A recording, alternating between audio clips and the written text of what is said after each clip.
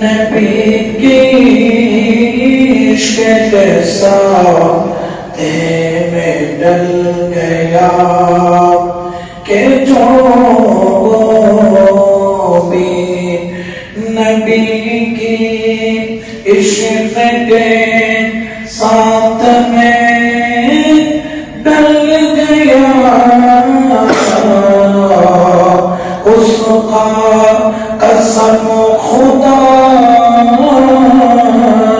की मुक़द्दर बदल गया सला दुनिया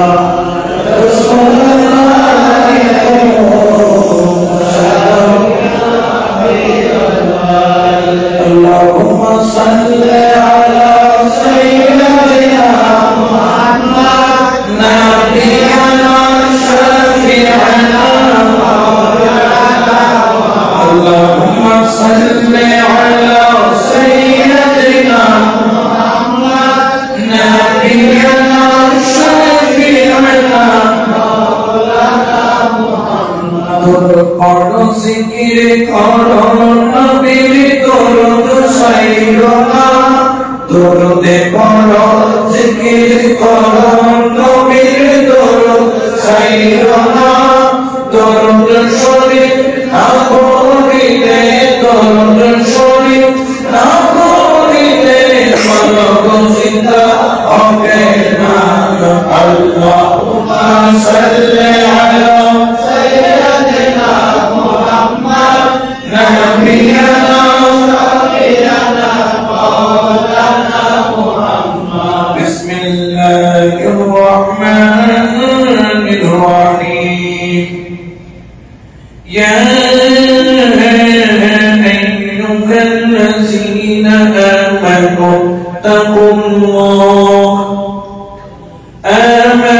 तक़ुल्लाह حق تقاته ولا تموتن إلا وأنتم مسلمون وعن أبي هريرة رضي الله تعالى قيل يا رسول الله من أكرم الناس قال أتقاهم صدق الله المولى العظيم وصدق رسوله النبي الحبيب الكريم ونحن على ذلك من الشاهدين والشاكرين والحمد لله رب العالمين مولاي صل وسلم دائما أبدا على حبيبك خير الخلق كلهم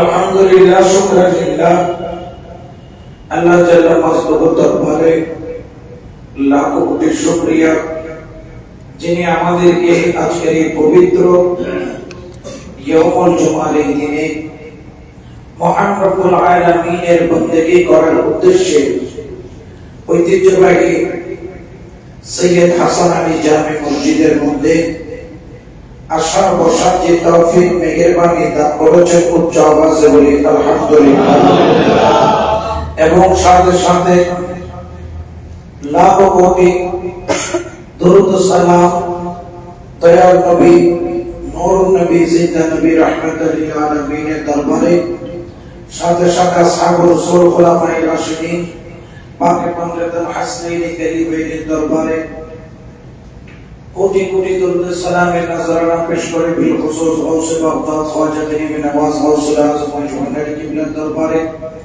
তাকিয়া তাজিম তসলিম পেশ করে মাওলা করিম যদি মেহেরবানি করেন কিছুক্ষণ সময় যে আয়াতে কারিমা এবং রাসূলের পাকের যে একটি ছোট্ট একটি হাদিস শরীফ তেলাওয়াত করে তার মাথা হাতে আলোচনা করার চেষ্টা করব ইনশাআল্লাহ আল্লাহ তাবারক ওয়া তাআলা। আমি আজকের আলোচনার বিষয় হলো তাকওয়া। এই তাকওয়া এটা এমন একটি বিষয় যে তাকওয়া মানুষের অন্তরের মধ্যে না থাকলে মানুষ কখনো আল্লাহ পর্যন্ত পৌঁছতে পারে না। এই তাকওয়া এমন একটা জিনিস যে তাকওয়া মানুষের অন্তরের মধ্যে থাকলে আল্লাহ পাক রব্বুল আলামিন ওই ব্যক্তিকে অবশ্যই অবশ্যই কিয়ামতের ময়দানে অবশ্যই অবশ্যই তার প্রতি দয়া করবেন।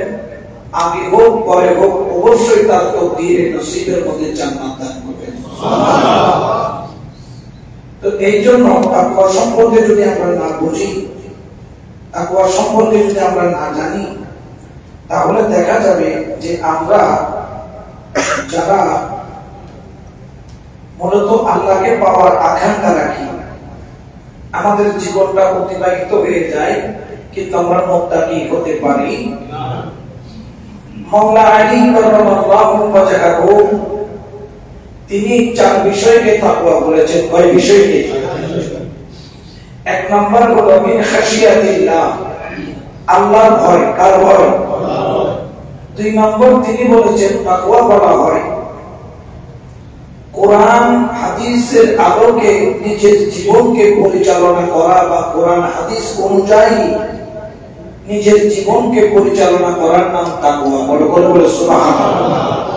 তিন নম্বর জিনিস মুত্তাকি হওয়ার জন্য সেই জিনিসটা হলো আল্লাহ যেভাবে রাখে, যে হালতে রাখে, আল্লাহ আপনাকে সুখে রাখুক দুঃখে রাখুক, আল্লাহ আপনাকে অর্থ টাকা পয়সা দিন আর না দিন, সর্বাবস্থায় আল্লাহর উপর কি রাখা? ভরসা রাখা। কয়টা গেল? চার নম্বর হলো পরকালের পুঁজি জোগাড় করা। পরকালের পুঁজি জোগাড় করা। এই চারটা মিলে একসাথে একত্রিত করলে এর নাম হচ্ছে তাকওয়া। তাহলে আমি তাকওয়ার বৈশিষ্ট্য বা তাকওয়া বলা হয় চারটি বিষয়কে। এক নাম্বার হচ্ছে কার ভয়? আল্লাহর ভয়। যেমন ধরেন যে ব্যক্তির কাছে আল্লাহর ভয় থাকে, ওই ব্যক্তি কখনো খারাপ কাজের দিকে নিজেকে নিয়োজিত করতে পারে না। অনেক ব্যক্তি আছেন যাদের জবান আছে, চাইলে এই জবান দিয়ে সে মিথ্যা কথা বলতে, কিন্তু বলে না। কার ভয়ে? অনেকের হাত আছে, এই হাত দিয়ে সে চাইলে অনেক জুলুম করতে পারে, কিন্তু করে না। কার ভয়ে? এই জবান আছে, এই হাত আছে, এই চোখ আছে, এই চোখ দিয়ে সে অনেক খারাপ জিনিস দেখতে পারে, কিন্তু দেখে না। কার ভয়ে? তার কাছে পাও আছে, এই পাও দিয়ে হেঁটে সে চাইলে একটা বেশ্যাবাড়িতে চাইতে পারে, কিন্তু সে বেশ্যাবাড়িতে না যাইয়া মসজিদে ঢুকেছে। কার ভয়ে? আল্লাহর ভয়ে। তো তাকওয়া এমন একটা বিষয়, চারটা জিনিসের মূল বৈশিষ্ট্য যে মাওলা আলী কাররামাল্লাহু ওয়াজহাহু যে চারটা জিনিসকে তাকওয়া বলেছেন, এই তাকওয়া যদি একজন মানুষের কাছে পাওয়া যায়, আমি মাওলা আলীর দৃষ্টিকোণ থেকে ওই ব্যক্তিকে জান্নাতি বলতে পারি। বড় করে বলুন সুবহানাল্লাহ। যেমন আল্লাহর ভয় বুখারী শরীফের হাদিসের মধ্যে পাওয়া যায়, একজন ব্যক্তি সারা জীবন কোন ভালো আমল করে নাই, একজন ব্যক্তি সারা জীবন গুনাহ আর গুনাহের মধ্যে জীবন কাটাইল, কিন্তু যখন দাড়ি পেকে গেল, চুল পেকে গেল, রূপ পেকে গেল, শরীরের চামড়া যখন ঢিলা হয়ে গেল, আগে দুই পায়ে সুটান দেখে দাঁড়াইতো, এখন তৃতীয় পা অর্থাৎ লাঠি ছাড়া সোজা হওয়া তো দূরের কথা, কদমও দিতে পারে না। ওই ব্যক্তির অন্তরের মধ্যে মৌতের খৌফ চলে আসলো, মৌতের ভয় চলে আসলো। কারণ হিন্দু বলেন, বৌদ্ধ বলেন, খ্রিস্টান বলেন, আস্তিক বলেন, নাস্তিক বলেন, এমনকি যে আল্লাহকে মানে না সেও মতকে মানে, কারণ মউত হলো চিরন্তন সত্য। কুল্লু নাফসিন যায়িকাতুল মাউত। আজকে না হয় কালকে, আজকে না হয় 1 বছর পরে, 1 বছর পরে না হয় 10 বছর পরে, 50 বছর পরে হলো আমাকে আপনাকে সকলকে ওই মাটির কবর, যেই কবরে কোনো দরজা নাই, জানালা নাই, যে কবরে কোনো ল্যাম্প নাই, তোষক নাই, গরম লাগলে এসি ছাড়া হয়, আরো বেশি লাগলে পিছনে ফ্যান ছাড়া হয়। ওই কবরের মধ্যে কোনো এসি লাগানোর সিস্টেম নাই, কোনো ফ্যান লাগানোর সিস্টেম নাই। ওই কবরের কথা যখন ওই বনি ইসরাইল যুগের গুনাহগারের মনে পড়ে গেল, ওই গুনাহগার সন্তানদেরকে ডাকলেন, ও আমার সন্তান, আমি মরার আগে তোমাদেরকে শেষ ওসিয়ত করে যেতে চাই। কারণ কোন ব্যক্তি মারা যাওয়ার আগে কোন ওসিয়ত করলে ওই ওসিয়ত পালন করা সন্তানের জন্য ওয়াজিব, সন্তানের জন্য ওয়াজিব যদি তার কাছে সামর্থ্য থাকে, ঠিক না? অনেকে মারা যাওয়ার আগে ওয়াদা করে কি করে না, বাবা আমি মারা যাব, আমার একটা অনুরোধ থাকলো, আমি মারা গেলেও আমার নবীর মিলাদকে তোমরা চাইলো। কিন্তু ছেলে বাবা মরে যাওয়ার পরে এটার কোনো খবর নাই। কোন ব্যক্তি মারা যাওয়ার আগে যদি কোনো ওসিয়ত করে, এই ওসিয়তটা পালন করা কি ওয়াজিব। বলেছেন বাবা ইন্তেকালের আগে আমি 2টা এতিমের ভরণ পোষণ চালাই, আমি মারা গেলে আমার পরবর্তীতে যেহেতু আমি তোমাদেরকে আমার সম্পদের মালিক বানায়া যাচ্ছি, এই 2টাই এতিমের দায়িত্ব তোমরা কি করবা, গ্রহণ। কিন্তু সন্তান পরবর্তীতে দেখা গেল এতিমের খরচ সে আর চালায়, তাহলে তার বাবার সম্পদ আছে, তৌফিক আছে, তারপরেও সে চালাইলো না, ওয়াদা পূরণ করলো না, সে ওয়াজিব তরক করলো। যদি এরকম তৌফিক তাকে যেটা পালন করার মতো যোগ্যতা রাখে, তাহলে কোন মৃত ব্যক্তি মৃত্যুর আগে কোন ওসিয়ত করলে এই ওসিয়ত পালন করাটা ওয়াজিব। বলে বলে সুবহানাল্লাহ। এখন ওই ব্যক্তি মরার আগে তার সন্তানদেরকে ডাকলেন, সবাই কোটিপতি। ধরেন কারো অবস্থা হচ্ছে এমন টাকা, সফি মিজানুর রহমানের মতো টাকা, এক ছেলে হচ্ছে গিয়ে ওই যে আপনার মঞ্জু সাহেবের মতো টাকা, আরেক ছেলে হচ্ছে আসাদুল গ্রুপের আপনার ওনার মতো টাকা। এত টাকা আপনার ফ্যামিলিতে বলার বাইরে সন্তান এসে বলছে, বাবা কি করতে হবে শুধু বলো, তুমি যদি বলো যে 1000 গরুর মেজবান দিতে, আমরা সেটাও দিব। কিন্তু বাবা বলতেছেন না, আমার ওসিয়তটা একটু ভিন্ন, খবরদার আমার ওসিয়ত তোমাদেরকে অবশ্যই অবশ্যই পালন করতে হবে। বাবা আপনি বলেন আমরা কি করব। তখন এই মুরব্বী চোখের পানি ছেড়ে দিলেন, হু করে কান্না করা আরম্ভ করলেন।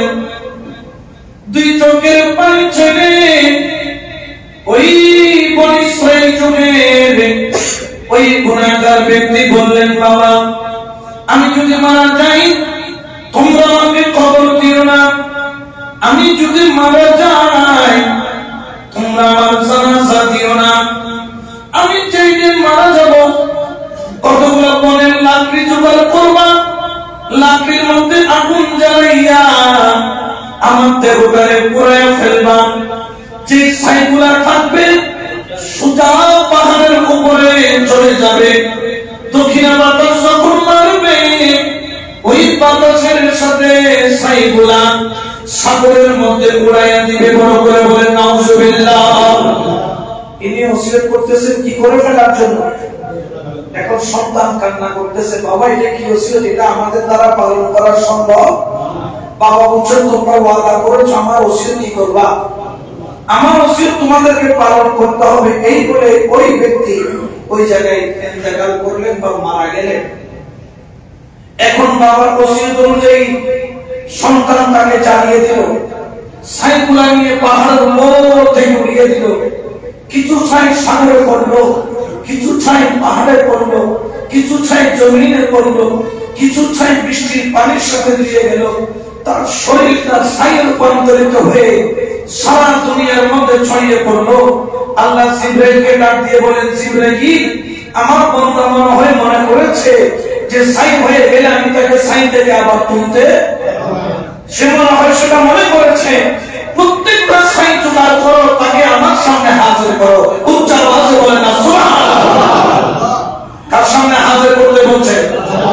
আল্লাহর সামনে। আমার আল্লাহর সামনে হাজির করা হলো। ওই ব্যক্তি আল্লাহর কুদরতি কুরসির সামনে দাঁড়াইয়া গিরগির গিরগির করে কাঁপতেছে আর ভয়ে বোবার মতো হয়ে গেছে।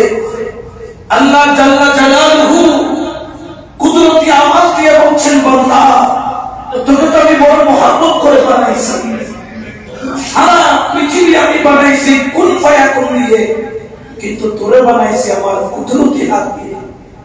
বান্দা, তুই এই কাজ কেন করলি? তোকে কেন তুই জ্বালিয়ে ফেললি? ওই বান্দা আল্লাহর কুরসি, যেরকম আমি কুরসির মধ্যে বসে আছি, আল্লাহ নাকি তার একটা কুদরতি কুরসির মধ্যে বসে আছেন। আল্লাহর কুদরতি কুরসির পায়া ধরে ওই বান্দা ভূ করে কেঁদে দিয়ে বলেন, মাওলা রে মিন খাশিয়াতিল্লাহ, ও মাওলা তোর ভয়, মাওলা রে তোর ভয়। জীবনে কোনো ভালো আমল করি নাই, নেক আমল করি নাই, নামাজ পড়ি নাই, তোকে ডাকি নাই, তোর জমিনে থাকছি, তোর দেওয়া রিজিক খাইছি, তোর দেওয়া জমিনে দস্তবায়া চলছি, তোর দেওয়া জমিনের মধ্যে তেজার করছি, তোর দেওয়া সূর্যের আলো নিয়ে আমি আমার শরীরকে চাকা করছি, তোর দেওয়া অক্সিজেন আমি টেনে টেনে নাক দিয়ে টানছি। মাওলা, আমি তো কিছুই করতে পারি নাই, আমি কি নিয়ে তোমার সামনে দাঁড়াবো মাওলা? ও মাওলা, তোর ভয়, তোর ভয়, তোর ভয়, মিন খাশিয়াতিল্লাহ, মাওলা রে তোর ভয় আমি আমাকে জ্বালায়া পুড়ায়া আন্ধার করে ফেলছি। এই বলে টপ করে দুইটা পানি ফোঁটা আল্লাহর কুদরতি জিয়ারে পায়ের মধ্যে পড়লো। আল্লাহ বলেন, ফেরেশতা, তার এই দুই চোখের পানিগুলাকে নেকির পাল্লার মধ্যে তুলে দাও। আল্লাহ হুকুম করে দিলেন, জিবরাইল তুলে দিলেন। দেখতেছে তার সারা জীবনের গুনাহ চাইতেও ওই দুই ফোঁটা চোখের পানির মর্যাদা এত বেশি, একটু আগে জাহান্নামে ছিল, এখন জান্নাতে হয়ে গেল। মিন খাশিয়াতিল্লাহ, আল্লাহর ভয়, আল্লাহর প্রেম, আল্লাহর মহব্বত। এই আল্লাহর ভয় যদি মানুষের মধ্যে থাকে, সেটা কোনো কাজে খাইতে পারে না। কারণ সে জবান দিয়ে কাকে ডাকে? সেই জবান দিয়ে আল্লাহকে ডাকে, সেই জবান দিয়ে মদ পান করতে পারে না। যে জবান দিয়ে আল্লাহকে ডাকে, সেই জবান দিয়ে সে কখনো গালি দিতে পারে না। সেই জবান দিয়ে আল্লাহকে ডাকে, সেই জবান দিয়ে কখনো তার মুখ দিয়ে নোংরা ভাষা বের হতে পারে না। মিন খাশিয়াতিল্লাহ, আল্লাহর ভয়, আল্লাহর ভয়। আমারও জবান আছে, কিন্তু আমি গালি দেই না, কারণ আমার গালি দেওয়ার মতো যোগ্যতা আছে, ক্ষমতা আছে, তাকত আছে। কেউ এসে বলবে যে গালি কেন দিছো, সেটার সামনে বলার লোক নাই। তারপরে কি না, একমাত্র কার ভয়? আল্লাহর ভয়। মিন খাশিয়াতিল্লাহ। আপনার হাত আছে, দেখতেছেন না ভাইয়ের চোখটা কি করে ফেলেছে, আঙ্গুলি উঠে ফেলছে, কিন্তু এরকম ভাই অনেক আছে জুলুম নির্যাতনের শিকার হচ্ছে, কিন্তু ভাই ভাইয়ের উপর কোনো আঘাত করে। মিন খাশিয়াতিল্লাহ, কার ভয়? আল্লাহর ভয়। আজকে আলোচনা দুই ভাগে হবে। এক ভাগ হচ্ছে আমার সকল মুসল্লিদের জন্য, এক ভাগ আলোচনা হবে আমার তরুণ মুসল্লিদের জন্য। এই জন্য আল্লাহর ভয় অন্তরের মধ্যে রাখবেন। আল্লাহ বলছেন, বান্দা, একটা সময় আসবে তুমি অবাক হয়ে যাবে। তোমার হাত তোমার বিরুদ্ধে সাক্ষী দিবে, তোমার পাও তোমার বিরুদ্ধে সাক্ষী দিবে, তোমার চোখ তোমার বিরুদ্ধে সাক্ষী দিবে, তোমার জবান তোমার বিরুদ্ধে সাক্ষী দিবে, তোমার নিঃশ্বাস তোমার বিরুদ্ধে সাক্ষী দিবে, তোমার জিহ্বা তোমার বিরুদ্ধে সাক্ষী দিবে। তুমি বলবে, এই হাত তুই তো আমার বিপরীত কেন বলিস? হাত বলবে, ছিলাম তোমার, আজকে আমি তোমার আমি কার? আল্লাহ। এই জন্য আল্লাহ পবিত্র কোরআনে বলেন, ইয়া আইয়ুহাল্লাযীনা আমানু তাকুল্লাহা হাক্কা তুকাতিহি ওয়া লা তামুতুন্না ইল্লা ওয়া আনতুম মুসলিমুন। হে ইমানদারগণ, তোমরা আল্লাহকে ভয় করো। ইয়া আইয়ুহাল্লাযীনা আমানু তাকুল্লাহা, তোমরা তাকওয়া অর্জন করো। হাক্কা তুকাতিহি, যেই রকম তাকওয়াবান হওয়ার দরকার, যেই রকম তাকওয়াবান হলে আল্লাহ তোমাকে পছন্দ করেন, ওই রকম তুমি তাকওয়াবান হয়ে যাও। ওয়ালা তামুতুন্না, তুমি মৃত্যুবরণ করিও না, ইল্লা ওয়া আনতুম মুসলিমুন, যতক্ষণ তুমি প্রকৃত মুসলমান হতে পারো নাই, প্রকৃত ঈমানদার হতে পারো নাই। প্রকৃত মুসলমান কারা? যার জবান দিয়ে অন্যকে আঘাত করে না, যার হাত দিয়ে অন্যকে আঘাত করে না, তাকে বলা হয় মুসলমান।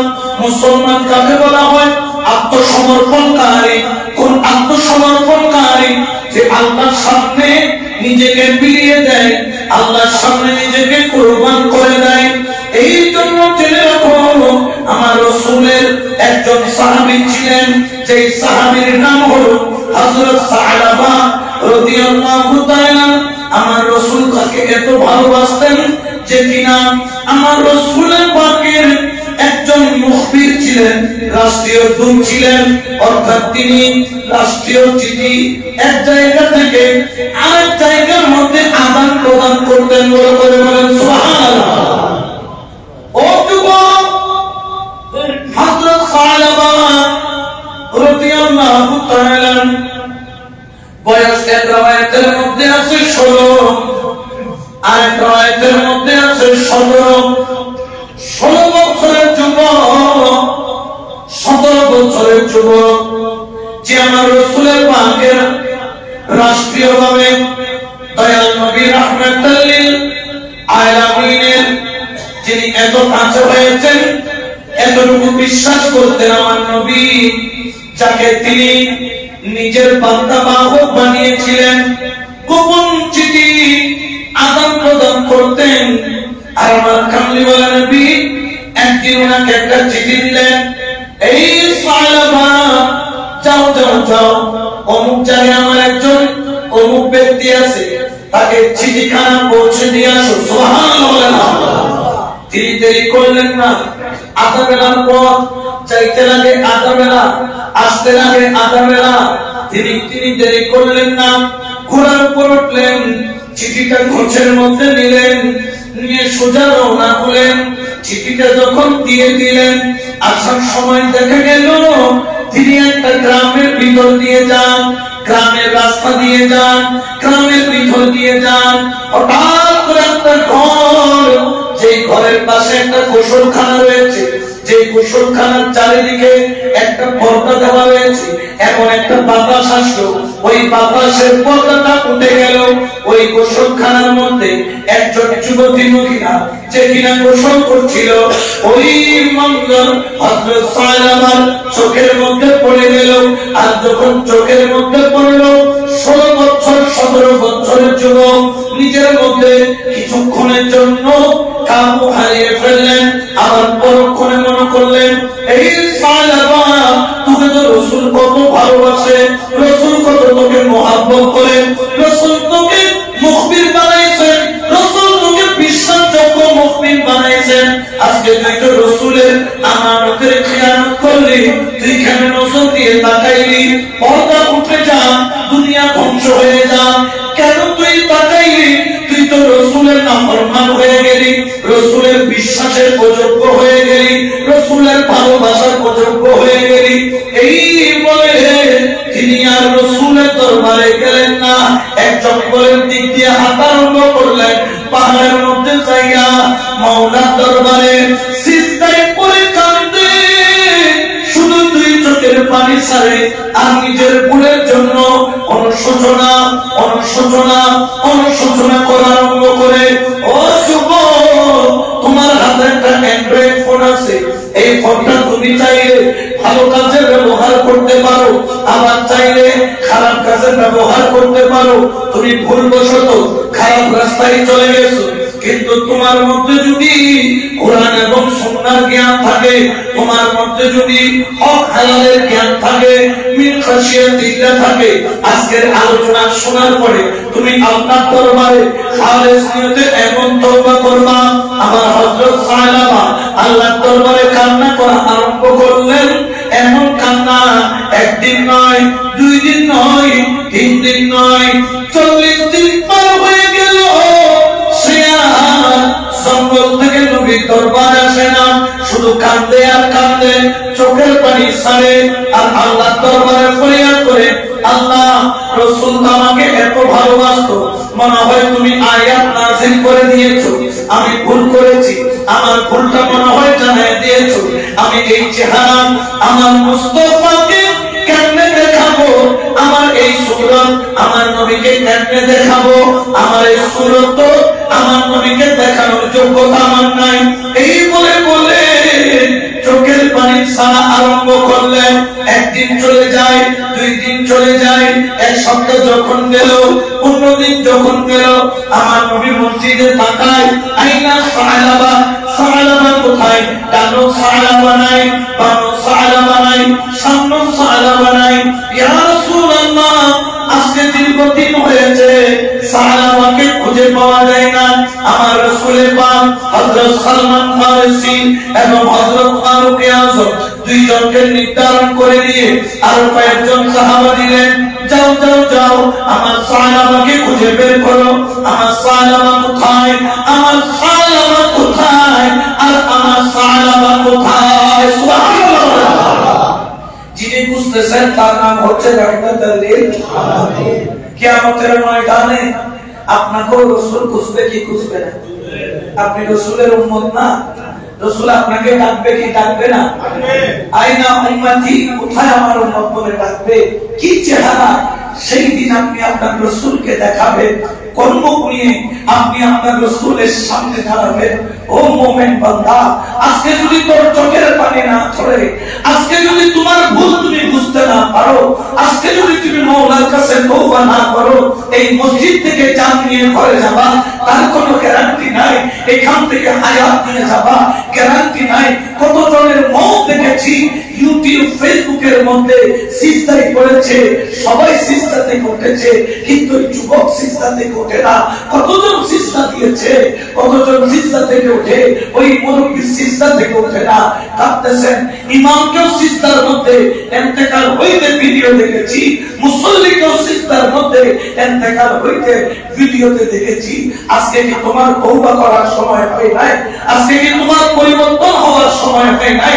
আজকে নিজেকে আল্লাহর রাস্তায় আনার সময় হয় নাই? তুমি কি জানো না তুমি কোন মওলার ইবাদত করো, যিনি মিন হাবলিল ওয়ারিদ, তোমার শাহিদের চাইতেও কাছে?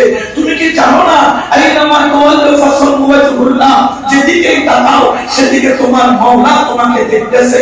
তুমি ভুল করেছো, মাওলা বলে, ও আমার বান্দা, আমি কখন খুশি হই যখন আমার বান্দা ভুল করে ফেলেছে, অজান্তে শয়তানের ওয়াসওয়াসার মধ্যে পড়ে, কিন্তু যখন সে খালেস নিয়তে আমি আল্লাহর কাছে ওয়াতুবু ইলাল্লাহি জামিআন একত্রিত হয়ে তওবা করে চোখের পানি জমিনে পড়ে আমি ক্ষমা করি তারও আগে।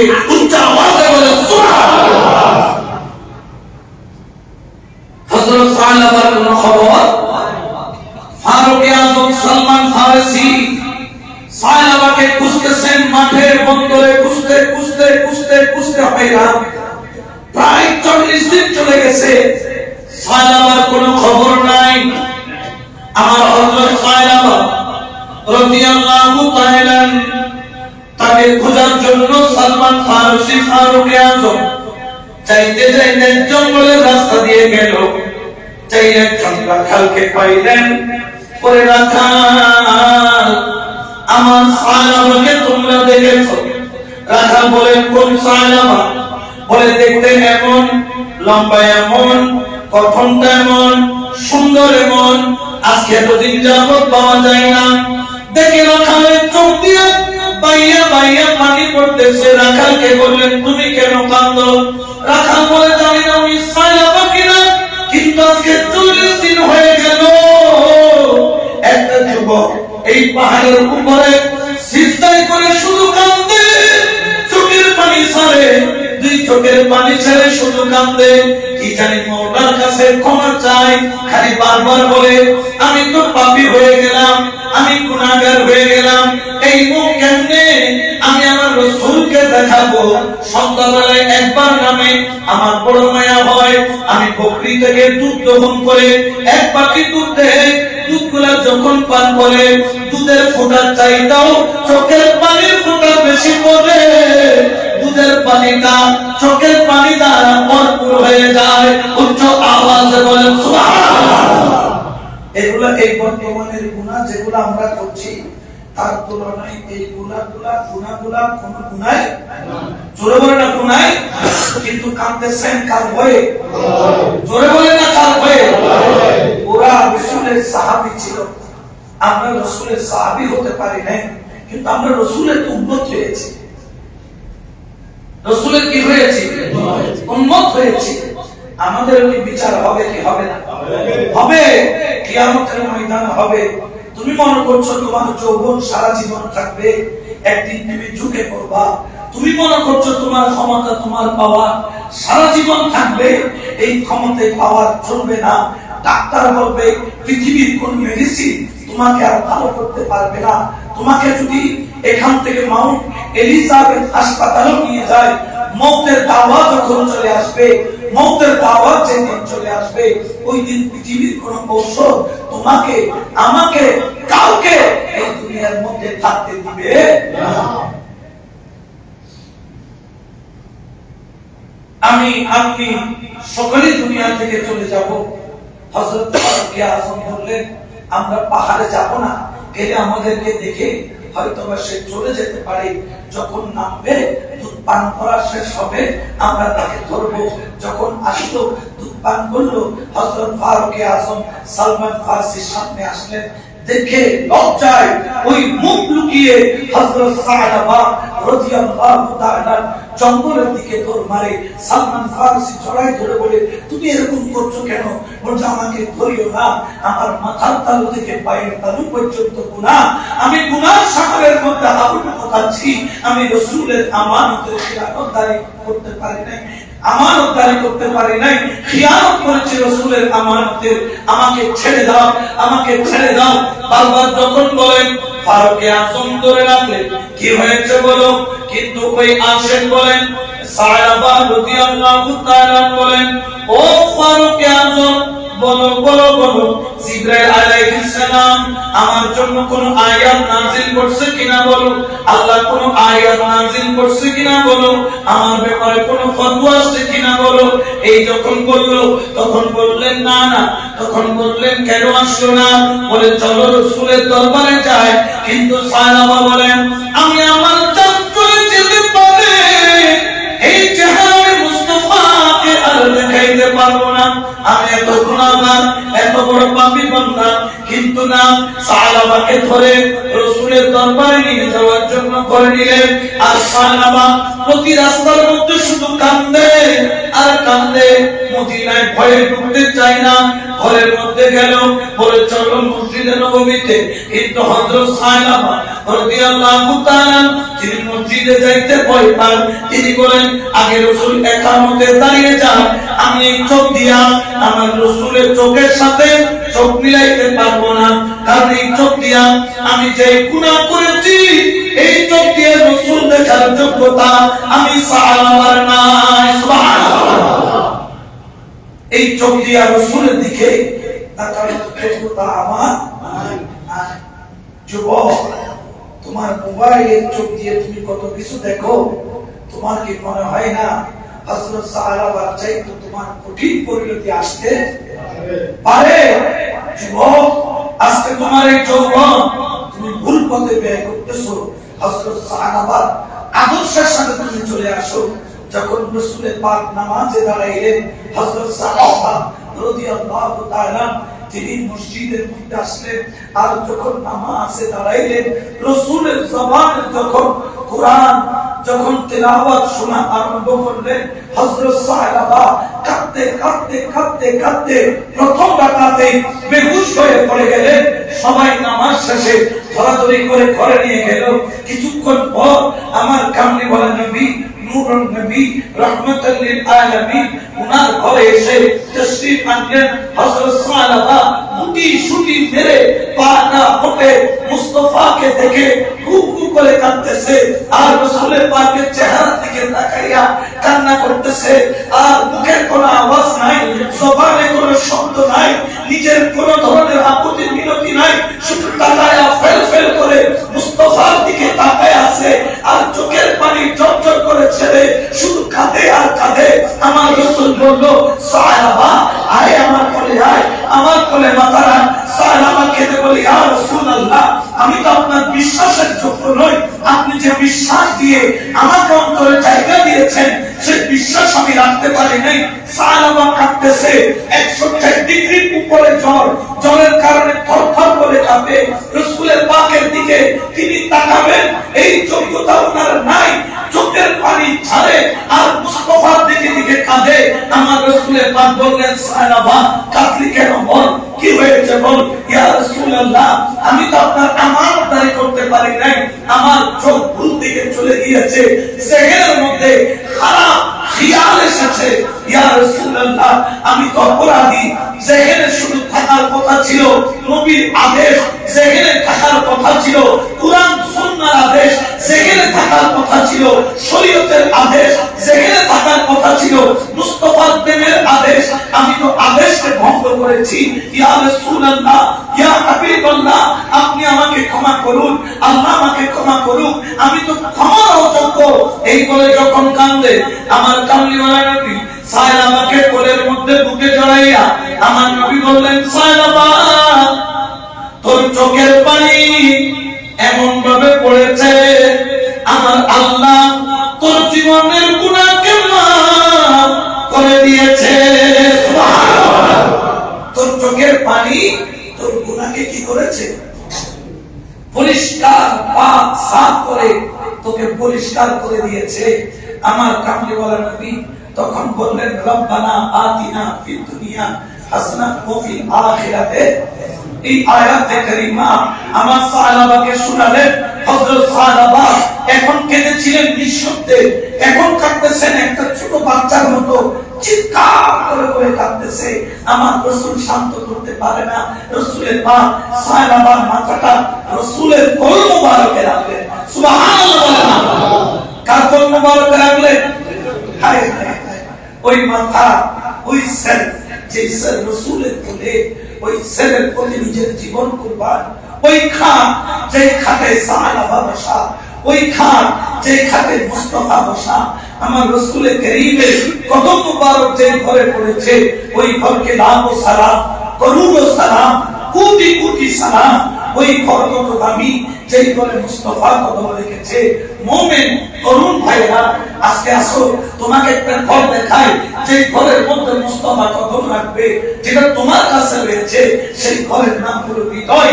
এই হৃদয় নামের ঘরের মধ্যে আজকে চোখের পানি দিয়ে নিজের জীবনটাকে ধুয়ে মুছে পরিষ্কার করে তোমার এই ঘরটাকে মুস্তাফার প্রেম দিয়ে সাজিয়ে নাও, মুস্তাফার প্রেম দিয়ে ফুলের বাগান করে নাও, মুস্তাফার প্রেম দিয়ে তুমি ডেকোরেশন করে নাও, জিকির দিয়ে তুমি এসি করে নাও।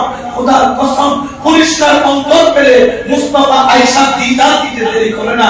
উচ্চ আওয়াজে বলেন সুবহানাল্লাহ। হযরত সাহাবার মাথা টেনে রাসূলের পাক নিজের কোলের উপর রাখলেন। যখন হযরত সাহাবা বুকায়ে বুকায়ে কাঁদতেছে আর শরীর কাঁপতেছে, একটু পরে রাসূলের পাক সাল্লাল্লাহু আলাইহি ওয়াসাল্লাম বললেন, সাহাবা তোর কেমন লাগে? হযরত সাহাবা কেঁদে বলছেন, ইয়া রাসূলুল্লাহ, যেন মনে হয় আমার প্রতিটা লোমকূপের গুড়ায় গুড়ায় গুড়ায় গুড়ায় সুই দিয়ে যেন আঘাত করা হচ্ছে, আমার প্রতিটা লোমকূপের গুড়ায় গুড়ায় যেন সুই দিয়ে একের পর এক আঘাত করতেছে। ইয়া রাসূলুল্লাহ, আমার এমন লাগতেছে কেন? রাসূলের পাক মাথায় হাত বুলাইতেছে, রাসূলও কাঁদতেছেন, বলে সাহাবা রে, তুই তো দেখছিস না, কিন্তু আমি রাসূল তো দেখতেছি, তোর সামনে মালাকুল মউত খাড়া, এটা মউতের যন্ত্রণা।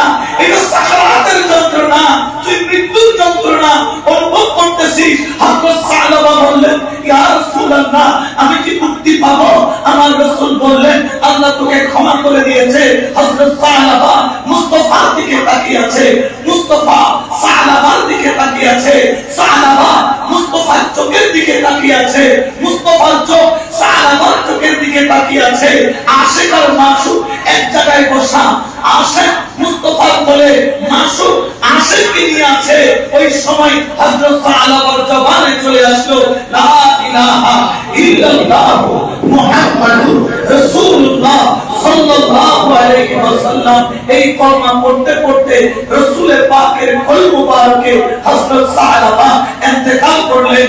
ইন্না লিল্লাহি ওয়া ইন্না ইলাইহি রাজিউন। উচ্চ আওয়াজে বলেন না সুবহানাল্লাহ। কোনটা কি বেশি বড় ছিল? কিন্তু কান্না ছিল বেশি। কারণ তারা কাকে ভয় করে? জোরে বলেন না কাকে? সে আল্লাহ আছে না নাই?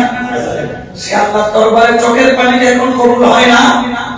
আজকে সাহাবার মতো আসেন না, আজকে সাহাবার মতো আসেন না। এখন রাসূলের গোলামদেরকে মওতের টাইমে অনেক গোলামকে রাসূল বুকে টেনে নেয়।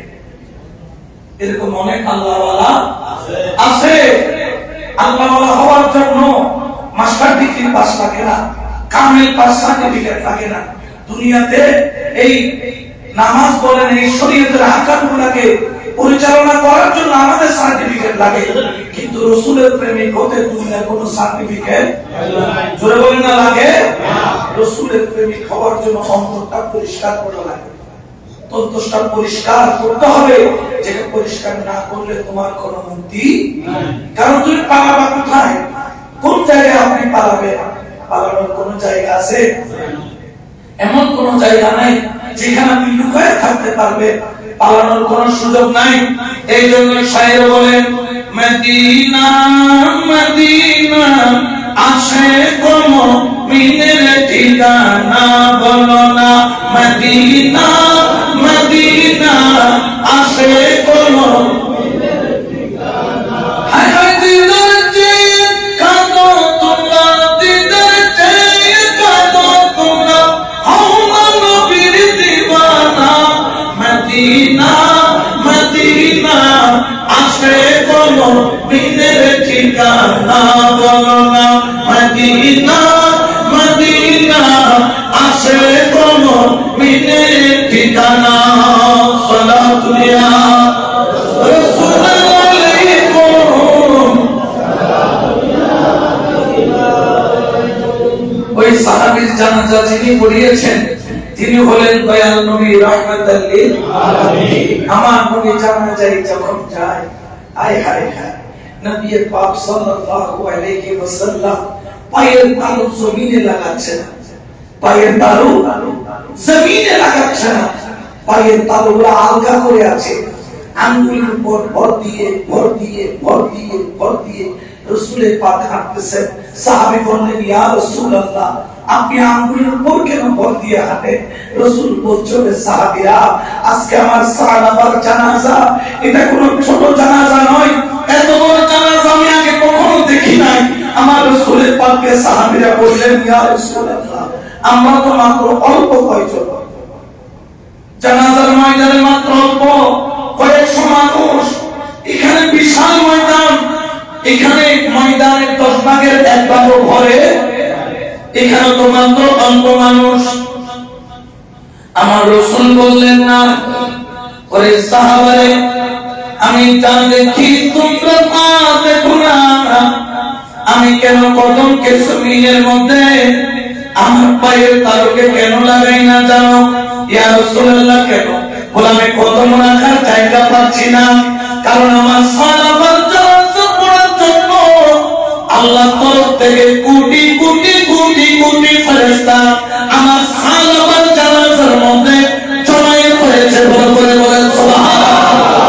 তার জানাজা পড়ার জন্য, আমার প্রেমিকের জানাজা পড়ার জন্য, আমার আশিকের জানাজা পড়ার জন্য আল্লাহর এত ফেরেশতা জমা হয়েছে, আমি রাসূল কদম রাখতে পারছি না। এই জন্য আঙ্গুলের উপর ভর দিয়া ভর দিয়া ভর দিয়া রাখতেছি, কারণ আমার সাহাবাকে আল্লাহ তো কবুল করেছেন। আরশের মধ্যে সাহাবার আলোচনা চলেছে, সাহাবার তোমার আলোচনা আমার আল্লাহ করেছে।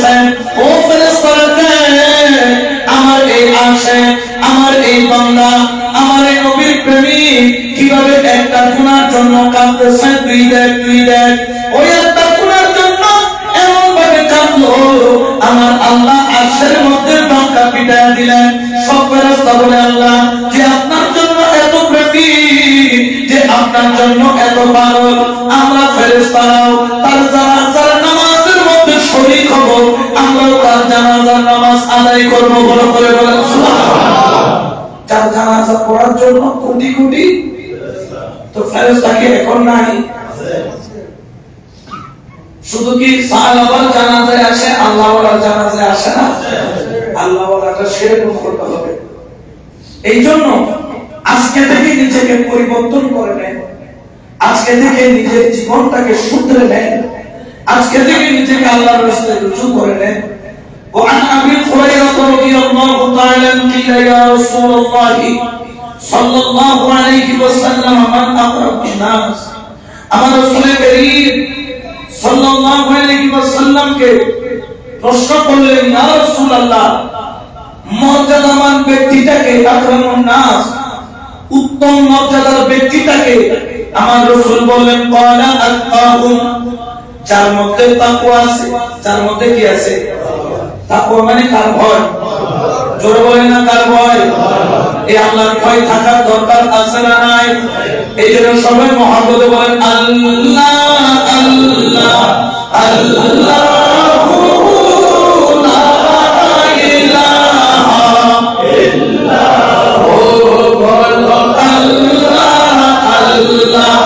আল্লাহ আল্লাহ আল্লাহু লা ইলাহা ইল্লাহু সুবহানাল্লাহ walhamdulillah la ilaha illallah subhanallah walhamdulillah la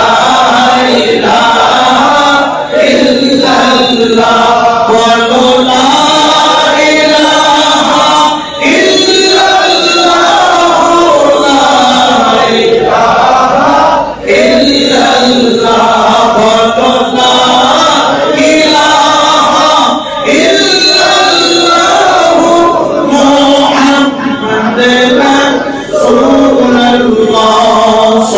दुनिया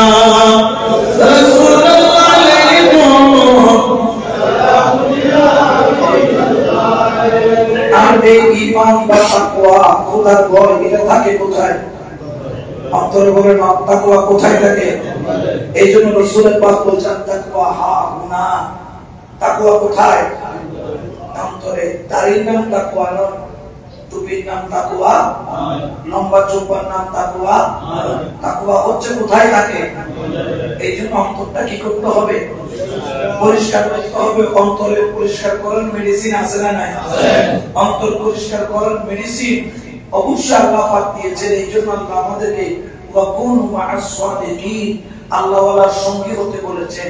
খেয়াল রাখবেন, 9 জন ব্যক্তি কোটিপতি, যদি তার সাথে একটা যদি গরিব থাকে, ওই 9 জন ব্যক্তির বুদ্ধি দিয়ে একজনকে কোটিপতি বানাইতে পারে।